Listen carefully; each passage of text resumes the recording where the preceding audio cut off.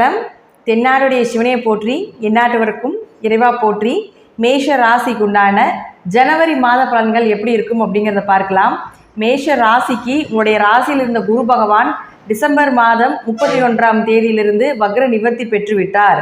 இனி உங்களுக்கு மேஷ ராசிக்கு வரக்கூடிய காலங்கள் எல்லாமே சிறப்பாக இருக்கக்கூடிய அமைப்பை ஏற்படுத்தி கொடுக்க போகிறார் இந்த குரு பகவான். குரு அப்படின்னு சொல்லக்கூடியவர் 9ஆம் அதிபதி ஆகிறாரு. 9ஆம் அதிபதி உங்கள் ராசியிலே இருக்கும் பொழுது உங்களுக்கு வேண்டிய அனைத்து விஷயங்களுமே கிடைக்கும். தெய்வ நம்பிக்கை அதிகமாகும். நல்ல குருமார்கள் அமைவாங்க அப்படிங்கிற அமைப்பு எல்லாமே உண்டு. இத்தனை நாள் உயர்கல்வி சம்பந்தப்பட்ட தடைகள், அதே போல் சொத்து பிரச்சனைகள் சம்பந்தப்பட்ட ஏதாவது ஒரு வம்பு வழக்குகள் இதெல்லாம் இருந்துட்டு இருந்தாலும் கூட இனி வரக்கூடிய காலகட்டங்களில் அந்த குருவினுடைய வக்ர நிவர்த்தியினால் நிச்சயமாக உங்களுக்கு இதெல்லாமே சாதகமான பலன்களை ஏற்படுத்தி கொடுப்பார். உங்களுடைய ராசி அதிபதி யாருன்னு பார்த்துட்டிங்கன்னா செவ்வாய் பகவான் தான். 1 மற்றும் 8ஆம் அதிபதினு சொல்லக்கூடிய செவ்வாய் பகவான் பார்த்துட்டிங்கன்னா அதே இடத்துல இருக்கார். 8 8ஆம் வீட்டில், கண்டம் விலகக்கூடிய காலகட்டங்கள், நோய் விலகக்கூடிய காலகட்டங்கள், லக்னாதிபதி 8ஆம் வீட்டில் இருக்கிறதுனால கொஞ்சம் மருத்துவ செலவுகள் உண்டு அப்படிங்கிற அமைப்பும் உண்டு. அதனால் இதில் மட்டும் கொஞ்சம் கவனமாக இருந்து செயல்பட வேண்டும். அடுத்து 2 மற்றும் 7ஆம் அதிபதினு சொல்லக்கூடிய சுக்கிர பகவான் பார்த்துட்டிங்கன்னா உங்களுக்கு அதே 8ஆம் வீட்டில் இருக்கார். 2 8ஆம் வீட்டில் இருந்தால் ஒரு விஷயம் என்னென்னு பார்த்துட்டிங்கன்னா 2 8 தொடர்பு ஏற்படலை, லாட்ரி, ஷேர் மார்க்கெட் இது சம்மந்தப்பட்ட மறைமுக பணம் வரும். இன்னொரு விஷயம் என்னென்னு பார்த்துட்டிங்கன்னா குடும்பம் சார்ந்த ஏதாவது ஒரு பிரச்சனைகள், வம்பு வழக்குகள். ஏன்னா 8னா மறைவு ஸ்தானம், 2னா குடும்பஸ்தானம். அப்போ 2 8க்கு வரும்பொழுது இது சார்ந்த ஏதாவது ஒரு பிரச்சனைகள் வந்துகிட்டே இருக்கும்.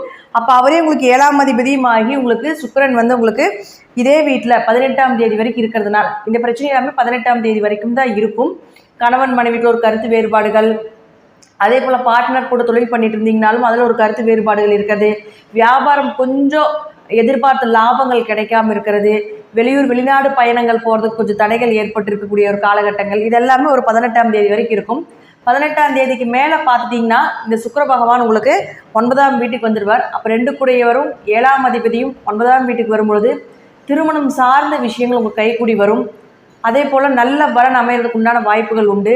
2ஆம் இடம் அப்படிங்கிறது குடும்பத்தை சொல்லக்கூடிய ஒரு இடமா இருக்கிறதுனால குடும்பம் நிச்சயமாக அமையும். குடும்பம் அமைகிறதுக்கு உண்டான வாய்ப்பை இந்த சுக்கிர பகவான் 18ஆம் தேதிக்கு மேலே நிச்சயமாக ஏற்படுத்தி கொடுப்பார்.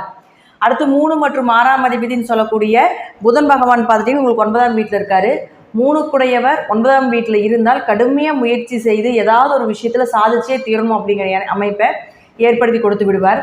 அதே போல் அவரே 6ஆம் அதிபதியுமாகி 9ஆம் வீட்டில் இருக்கிறதுனால தந்தைக்கு அல்லது சகோதர உறவுகள்கிட்ட ஏதாவது ஒரு சின்ன சின்ன மனக்கசப்புகள் ஏற்படலாம். அவர்களுக்கு ஏதாவது ஒரு மருத்துவ செலவுகள் செய்ய வேண்டிய ஒரு சூழ்நிலையும் நிச்சயமாக ஏற்படுத்தி கொடுப்பார்.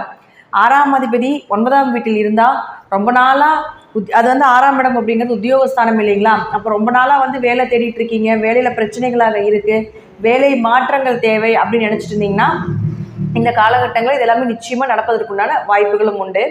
அடுத்து 5ஆம் அதிபதினு சொல்லக்கூடிய சூரியன் பார்த்துட்டிங்கன்னா உங்களுக்கு தனுசு வீட்டில் இருக்கார். 5 9இல் இருந்தால் மிகப்பெரிய ஒரு யோகம். குழந்தை சார்ந்த பிரச்சனைகளுக்கு ஒரு நல்ல தீர்வுகள் கிடைக்கும். குல தெய்வத்தினுடைய அனுகிரகம் முழுமையாக கிடைப்பதற்குண்டான வாய்ப்புகள் உண்டு. 5 9 தொடர்பு ஏற்பட்டாலே தீர்த்த யாத்திரை சென்று வரக்கூடிய ஒரு சூழ்நிலையை ஏற்படுத்தி கொடுப்பார். பெரிய பாக்கியங்கள் கிடைப்பதற்குண்டான வாய்ப்புகள் உண்டு. அப்போ இந்த சூரியன் பார்த்துட்டிங்கன்னா 14ஆம் தேதிக்கு மேலே உங்களுக்கு 10ஆம் வீட்டுக்கு போயிடுவார். அப்போ 14ஆம் தேதி வரைக்கும் உங்களுக்கு இது சார்ந்த விஷயங்களுக்கு நல்ல குரு அமைவது, இறை வழிபாடு, தீர்த்த யாத்திரை, நல்ல நல்ல விஷயங்கள் உங்களுக்கு சேர்றது, குழந்தைகள் மூலமாக பெருமை அடைய வேண்டிய ஒரு சூழ்நிலைகள் இதெல்லாமே நடக்கும். அதே போல் 14ஆம் தேதிக்கு மேலே உங்களுக்கு 10ஆம் வீட்டுக்கு வந்துடுவார்.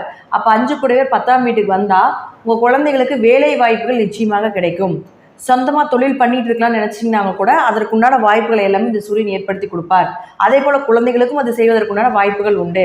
5 10 தொடர்பு ஏற்பட்டாலே உங்களுக்கு குழந்தைகள் மூலமாக ஒரு வருமானம் உண்டு, குழந்தைகள் மூலமாக ஒரு தொழில் உண்டு அப்படிங்கிறதையும் நம்ம தெரிஞ்சுக்கலாம். அதே போல் பார்த்திங்கன்னா 5ஆம் இடம் அப்படிங்கிறது குலதெய்வம் அப்படிங்கிறதுனால குலதெய்வத்தினுடைய அனுகிரகம் உங்களுக்கு நிச்சயமாக தொழில் ரீதியாக கிடைப்பதற்குண்டான வாய்ப்புகள் உண்டு. உங்களுடைய தொழிலுக்கு இந்த குலதெய்வத்தினுடைய அனுகிரகம் முழுமையாக கிடைக்கும் அப்படிங்கிறதுலையும் மாற்றமே கிடையாது. 5ஆம் இடங்கிறது அதிர்ஷ்டத்தை சொல்கிறதுனால அது 10ஆம் வீட்டுக்கு இருக்கும் பொழுது நிச்சயமாக உங்களுடைய தொழிலில் ஏதாவது ஒரு அதிர்ஷ்டங்கள் கிடைப்பதற்குண்டான வாய்ப்புகளும் உண்டு. மிகப்பெரிய தொழில் வளர்ச்சியை காட்டக்கூடிய ஒரு அமைப்பையும் இந்த சூரிய பகவான் ஏற்படுத்தி கொடுப்பார் 14ஆம் தேதிக்கு மேலே. அடுத்து உங்களுக்கு சனி பகவான் ஏகதேசமாக உங்களுக்கு லாபஸ்தானத்தில் தான் உட்காந்துருக்காரு. லாபத்தை அள்ளி அள்ளி கொடுக்கக்கூடிய ஒரு இடத்துல தான் இருக்காரு. அதனால் நம்ம பயப்பட வேண்டியதே கிடையாது. அதே போல் ராகு கேதுக்களுக்கும் உங்களுக்கு ராகு 12லேருந்து வெளிநாடு வெளியூர் தொடர்புகளையும், கேது 6ஆம் இடத்துலேருந்து எதிரிகளை ஜெயிக்கக்கூடிய அமைப்பையும் நிச்சயமாக ஏற்படுத்தி கொடுப்பார். அதில் மாற்றமே இல்லை. இந்த மாதம் பார்த்துட்டிங்கன்னா மேஷ ராசிக்கு நிச்சயமாக தொழில் வளர்ச்சி உண்டு. குழந்தைகள் மூலமாக ஒரு நல்ல வாய்ப்புகள் உண்டு. ஆன்மீக வழிபாடுகளுக்கும் அதே போல் பார்த்துட்டிங்கன்னா உங்களுக்கு நல்ல குரு அமைவது, குரு மூலமாக உங்களுக்கு ஒரு நல்ல ஆசைகள் கிடைப்பதற்குண்டான வாய்ப்புகளும், பண வரவு அப்படிங்கிறது பார்த்துட்டிங்கன்னா உங்களுக்கு 18ஆம் தேதிக்கு மேலே சிறப்பாக இருக்கக்கூடிய ஒரு அமைப்பையும் நிச்சயமாக ஏற்படுத்தி கொடுக்கும் அப்படிங்கிறது இந்த மாதம் அப்படிங்கிறதுல மாற்றம் இல்லை. நன்றி. மீண்டும் ஒரு நல்ல பதிவில் சந்திக்கலாம். திருச்சிற்றம்பலம், தில்லையம்பலம், ஸ்ரீ நரசிம்மர் திருவடிகளே சரணம்.